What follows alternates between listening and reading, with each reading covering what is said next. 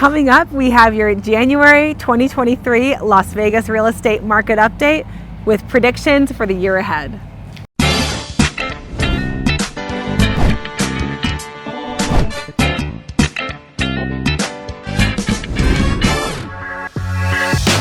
All right, so let's get started with our single family home statistics. And these again are the numbers for the end of 2022. We ended the year at a median sales price of $425,000. That's down 1.4% from the previous month and the same as the end of 2021. No change. That's quite interesting. Yeah. Actually. Yeah, it really is. Because at the end of 2021, we were still selling a lot of houses. Oh, it yeah. was really busy. Really busy, really on the rise still. So we've, because I know that the median sales price has dropped quite a bit, right, since its peak. Right, yeah, and so the peak was in May, and that was at $482,000. We're down 11.8% from that same point. I mean, what do you think that we're going to see coming into the beginning of 2023? I mean, I think, who knows, right? First of all, preface this whole video with nobody has a crystal ball. Yeah, no one's got a crystal Everyone's ball. going to give their opinions, and take it with a grain of salt, do your own research, and do what you're comfortable with. Yeah, you know, there's a few things that I keep banging on about. Yeah. First and foremost, just to answer your question there, where do I think it's going?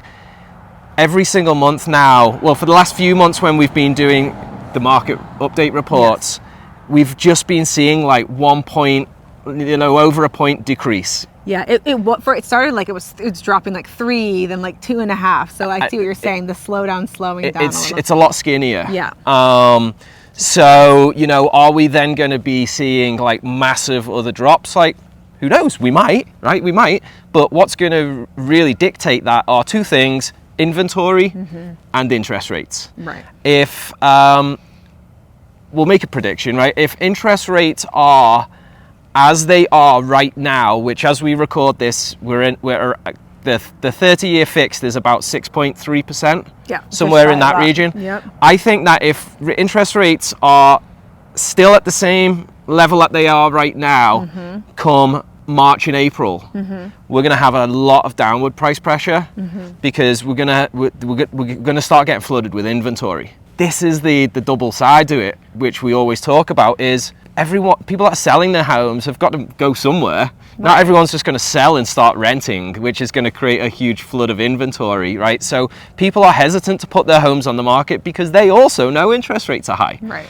So it's going to be very interesting. I know you've been telling all of your clients as well, like, if you're in the market right now and you don't have to buy like right this minute, just hold tight for another 6-8 weeks maybe. Yeah. I think that the vision is going to become clearer as to what the future is going to look like. But again, as you mentioned, nobody's got a crystal ball, but it's a very, very interesting time.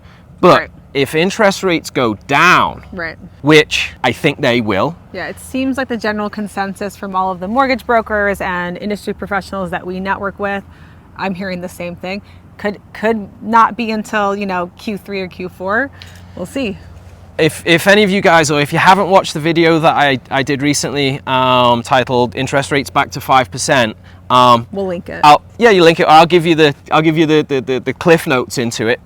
Is basically keep your eye out on the yield of the 10-year treasury, and I will flash up a graph for the last 10 years because I was looking at this. It tracks it basically identically. The mortgage rates are tracking the 10-year treasury. Okay.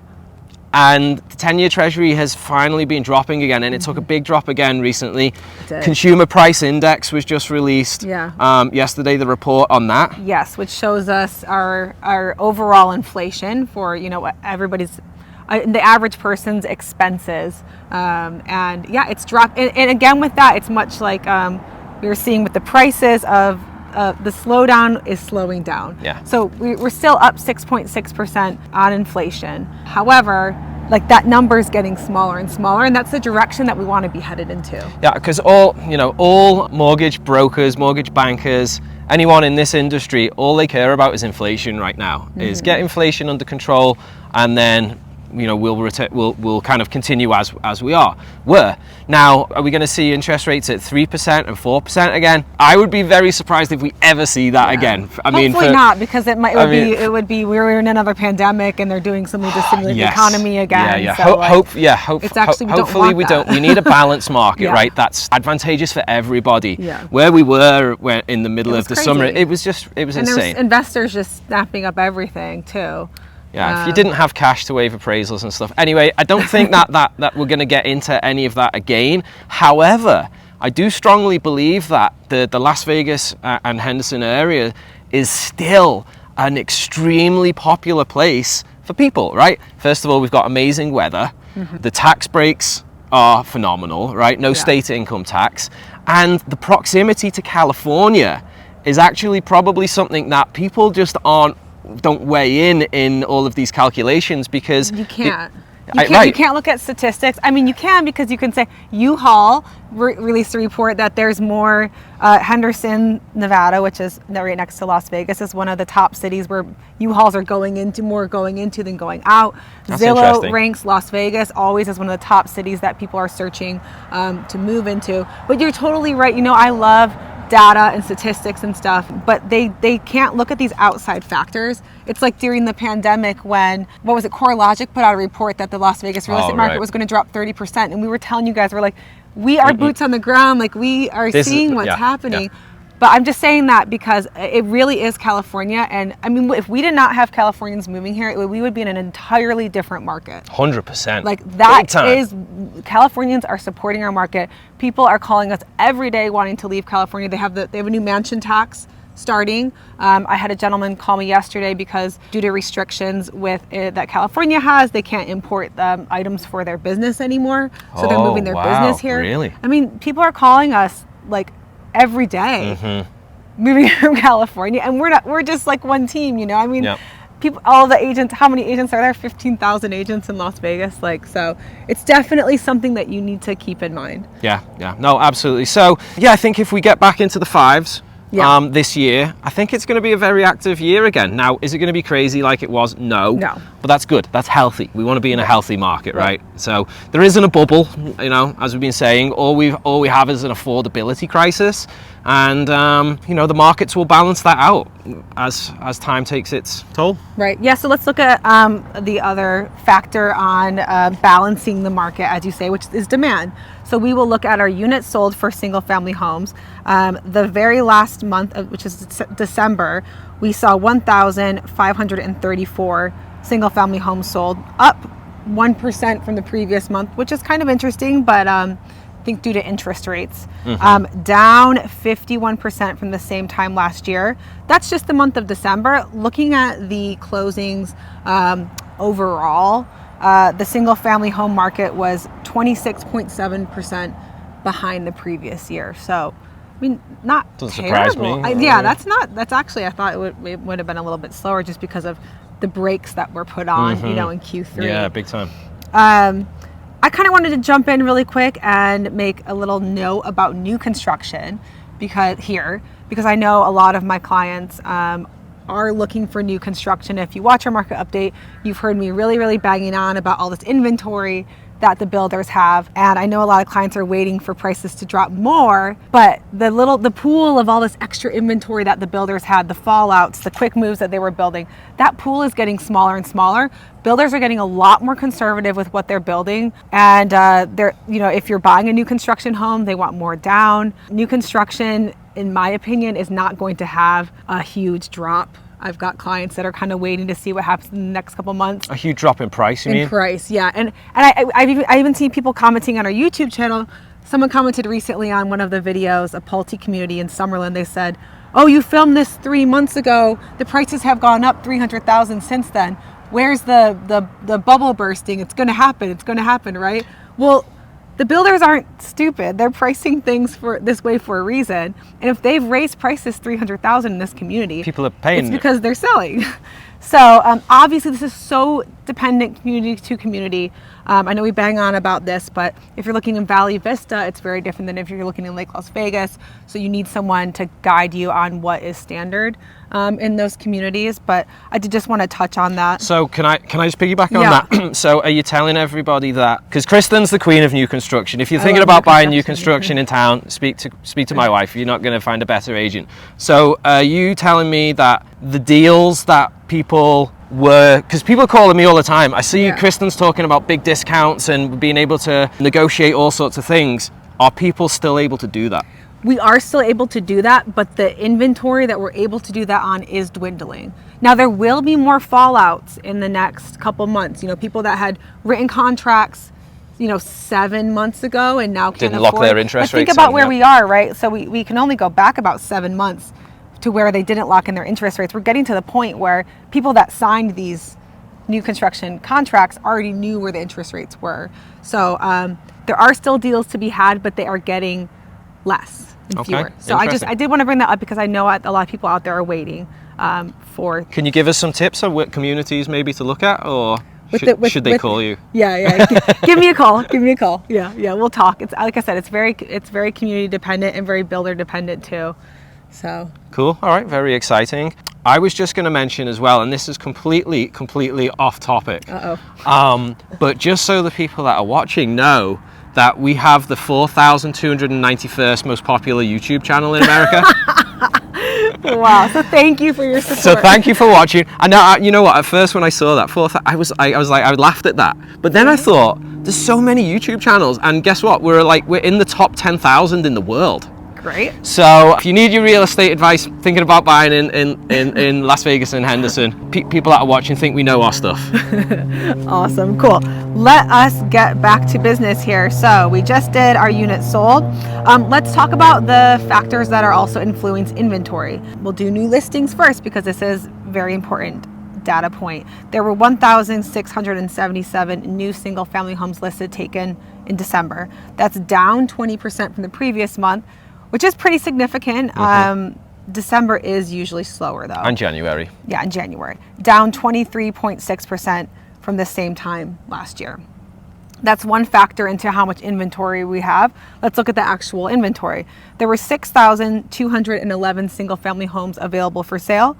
That's down 15.4% from the previous month, up 176% from the same time last year, which is crazy. But because we've seen that inventory shrinking the past couple months, obviously like the end of Q3, Q4, we were seeing that inventory grow, and now we're seeing it shrink. And that's so important. You've heard us talk about it before, but it's supply and demand, you guys. That's it. Yeah, it's as literally as simple as it is. Supply and demand, right? Yeah. So very important for you to keep your eye on the inventory. And also, again, you've heard us talk about this if you watch our channel, very important for you to know your individual neighborhood. Just going to say that because what you hear in the news or you read in the local newspaper or even these statistics, this is covering the whole of the area, the area. And just to put it into perspective for you, there are some communities in town that have got 3 months of inventory and some have got 47 months.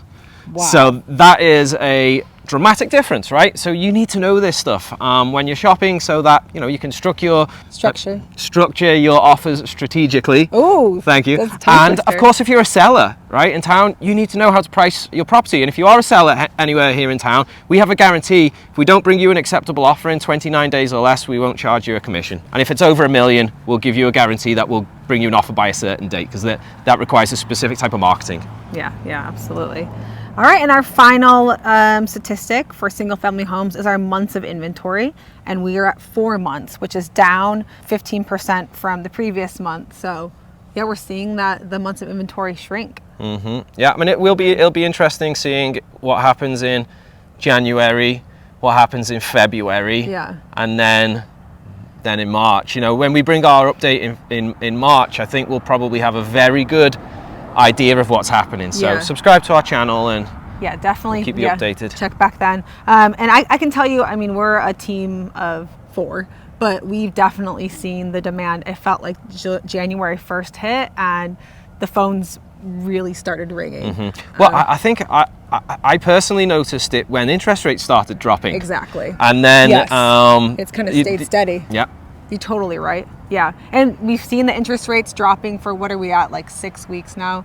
They peaked a little bit, and now I think they're they're back back at the lowest level in a while. 6 weeks or something like that. Yeah. So keep your eye on all of that, all very important numbers. Oh, last thing I want to talk about, usually I put it ahead, but is our pending sales, because that gives us a sneak peek what we're going to be talking about in our February market update.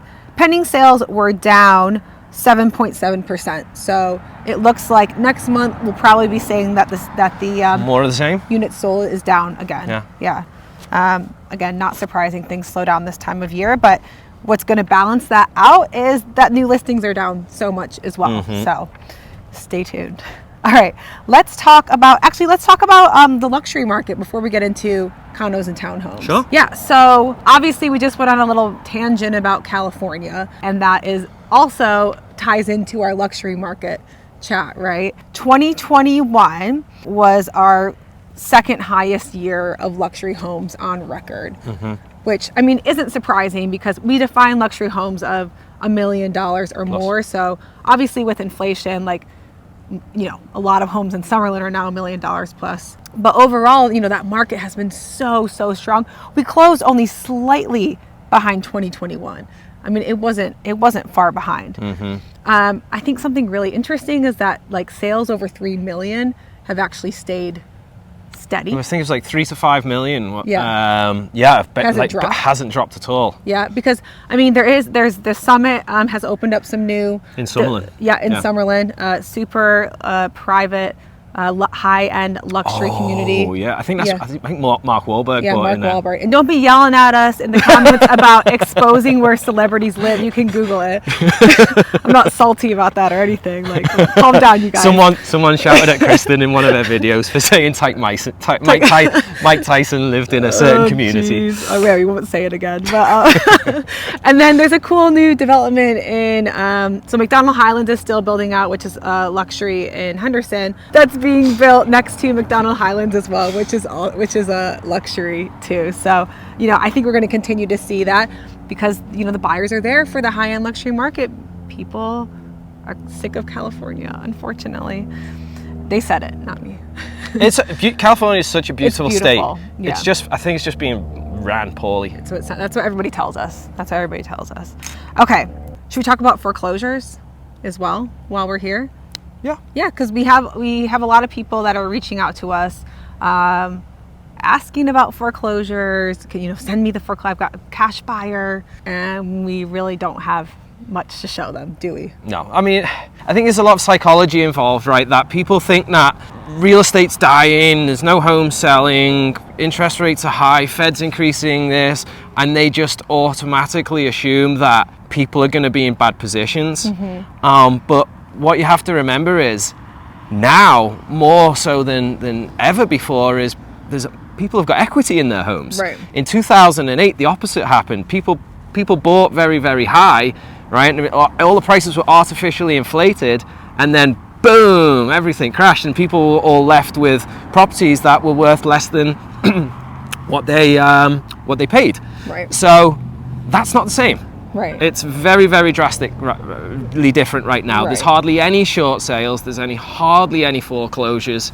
And I think that's going to continue the same. So, you know, if you're looking at that type of property, I would say you're probably better looking elsewhere at, you know, maybe probate sales if you're wanting it, you know, in a deal. But in terms of foreclosures and short sales, there's nothing. I think the other thing that people don't necessarily realize too is the length of the foreclosure process. And people, I mean, because people have forbearance, you know, we did see the median sales price go from 482 to 425. So yeah, there are people underwater right now.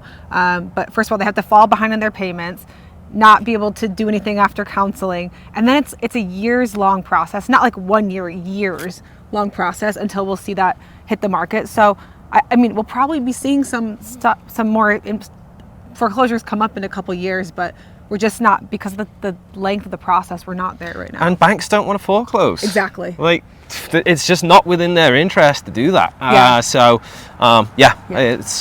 There's nothing.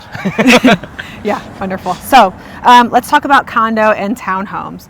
They finished the year at $246,950.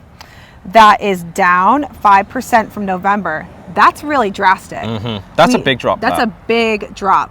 I will say, because there's not many closings, that's probably why it drops so much. When you have a smaller data set, it can vary so much. Is the average the same? The average is the same too. The average also dropped 5%. It actually, interesting, it increased 2% from the same time last year. The median sales price increased 2% from the end of December. The reason why that still has a little bit of like equity in it, I suppose, is because the condo and townhomes units jumped up above single family in terms of the amount of appreciation. So it's getting eaten away quite significantly.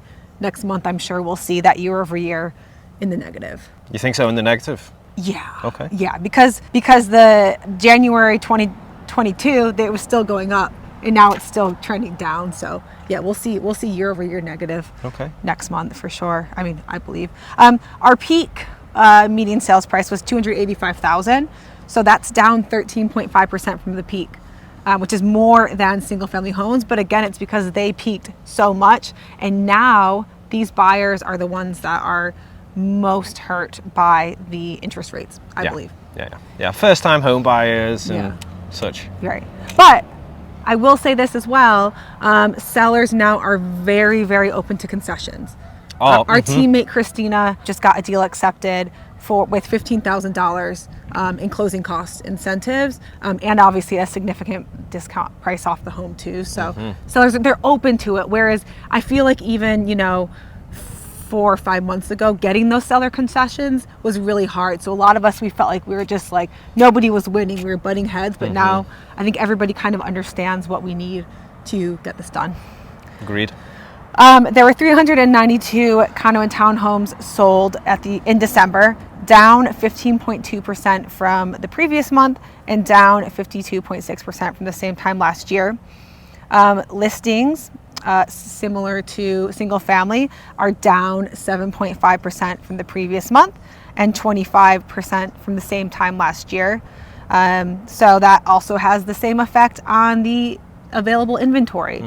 Inventory, there was 1,390 units available for sale, down 15% from the previous month, which is a lot. Still up 260% from the same time last year. That just shows how little inventory we had last December. Very last thing we want to look at is our months of inventory. We were sitting at 3.5 months of inventory for condos and townhomes. So it's interesting, isn't it, that the price is dropping, the sales are dropping, but just because inventory is dropping. It's dropping as well. It's remaining kind of level. You're balancing everything out. So I think we'll probably see the sales price decrease a little bit. Decrease, but start to even out. Oh, very last thing I wanted to mention, pending sales. There's 526 pending sales, which is up 4.6%. So that's different. That's pretty much the exact opposite of single family homes. So we'll potentially see that sold units go up next month. So lots to keep our eyes on. Hopefully you guys got a lot of value from it. Yeah, I think we covered on a lot of really important points. Yeah, and no one's got a crystal ball, right? We always recommend to all of our clients, what's that saying? Don't be a house rich and pocket poor. Right. Like, don't overspend. Don't over leverage yourself. Buy within your means, shop within your means, and everything will always balance itself out. And real estate's one of those things that you can confidently hold for a long time. And historically, this is not just me, spitting things. This is historically, real estate goes up. Right. And even, in fact, I just read somewhere. We talking about this? Yeah, you said it went up 5%. So yes, nationally. If you bought a house in 2008, Right. Well, I believe it was this statistic. Anyway, if you bought your house at the top of the market in 2008, whenever the prices were the highest, and you didn't sell it and you held it now, you'd have 5% extra equity in your home. Yeah, that's right. A good statistic. Just to put things into perspective for you. So yeah, if you need some advice, if you we've got to share what we learned. Oh, of course. I learned something really interesting. I know this has gone on. Okay, Kristen, what did you learn in real estate this month? Yeah. Okay. So I took a class from an appraiser yesterday, and I know a lot of my clients tend to be analytical. You love your spreadsheets, which I love too, and you're dead set on that price per square foot. You're telling me, well, Kristen, this price per square foot, this price per square foot, and I always try to explain to you guys that price per square foot is really not. You can use it as a general guide, right? But it's not a good metric. And the appraiser yesterday confirmed that you should not be looking at price per square foot. You need to be comparing like to like. You can't compare a single family to a two-story. You can't compare something on an acre to something on a smaller lot.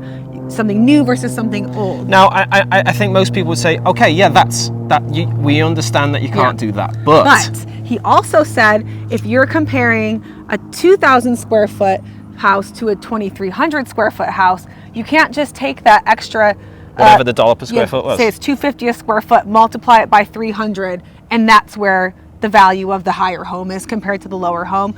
They actually use around 30%. So you'd multiply 250, which is the price per square foot. Less 30%. Yeah, times the extra square footage, times 300, and then multiply that by 30%. And that's really the extra value that it adds.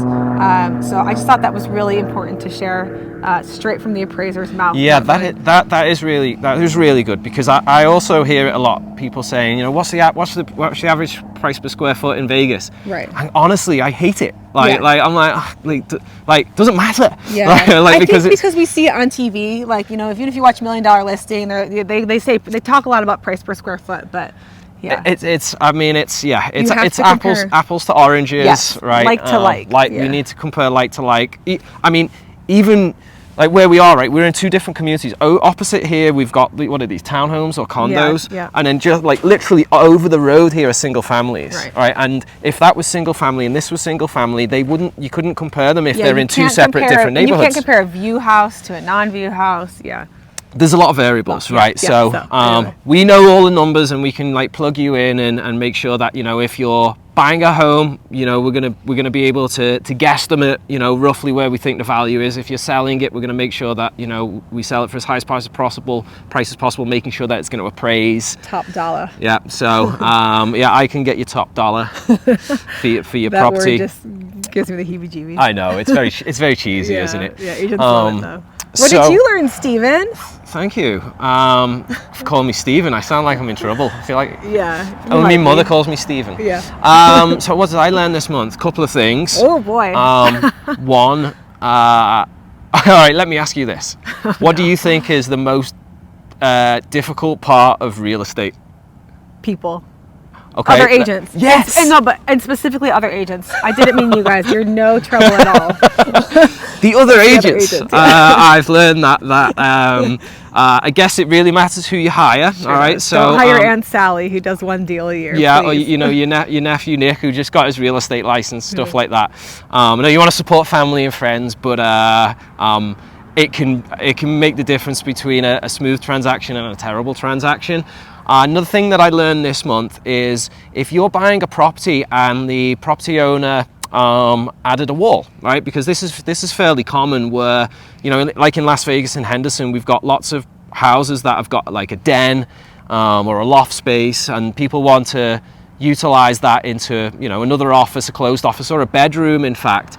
Make sure that room has been permitted, because I just came across an instance where a house had an extra room wasn't permitted, but it would have cost my client over $10,000 just to get that extra room permitted, and then, long story short, it's not worth the while. And I also learned this from the appraiser: if it's not permitted, it doesn't count. It adds no value. If you've got casita, it's not permitted, cannot take it into account. Mm-hmm. Yeah. Well, you know what? That's really interesting, because that property that I was referring to is in the tax records with the extra bedroom.